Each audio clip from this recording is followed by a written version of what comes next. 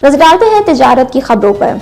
कारोबारी हफ्ते के पहले रोज ही पाकिस्तान स्टॉक मार्केट एक्सचेंज में शदीद मंदी का रुझान देखने को मिल रहा है। कारोबार के आगाज पर ही पाकिस्तान स्टॉक मार्केट में शदीद मंदी देखने को आई। 100 इंडेक्स 3297 पॉइंट्स की कमी से 1,15,499 की सतह पर आ गया। गुज़िश्ता कारोबारी हफ्ते के आखिरी कारोबार के आगाज पर स्टॉक एक्सचेंज में जबरदस्त तेजी देखने में आई।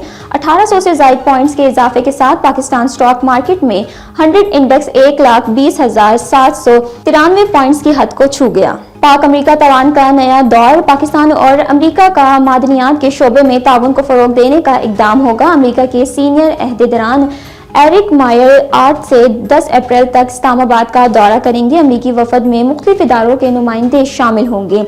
एरिक मायर पाकिस्तानी हुकाम से अहम मुलाकातें करेंगे। पाकिस्तान मिनरल्स इन्वेस्टमेंट फॉर्म में भी शिरकत करेंगे। तर्जुमान अमेरिकी महकमा खारजा के मुताबिक एरिक मायर पाकिस्तानी हुकाम से कारोबार के लिए मौक़ों को वसीयत देने और दोनों ममालिक में मौशी ताल्लुकात को मजबूत बनाने के लिए बातचीत करेंगे। अमेरिकी महकमे के तर्जुमान ने मजीद बताया कि एयर मार्केट की पाकिस्तानी हुकाम से दहशतगर्दी के खिलाफ ताउन पर भी बातचीत होगी। पाकिस्तान में आलमी मालियाती फंड मिशन 30 महकमों के लिए कारकर्दगी बेहतर बनाने के लिए मुज़ाकरात करेगा।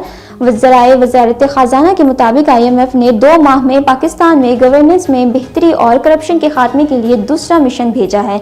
वज़ारत ख़ज़ाना के ज़राए का कहना है कि वफ़द गवर्नेंस बदनवानी की तशख़ीसी जायजे की तैयारी के लिए इब्तदाई काम मुकम्मल करेगा।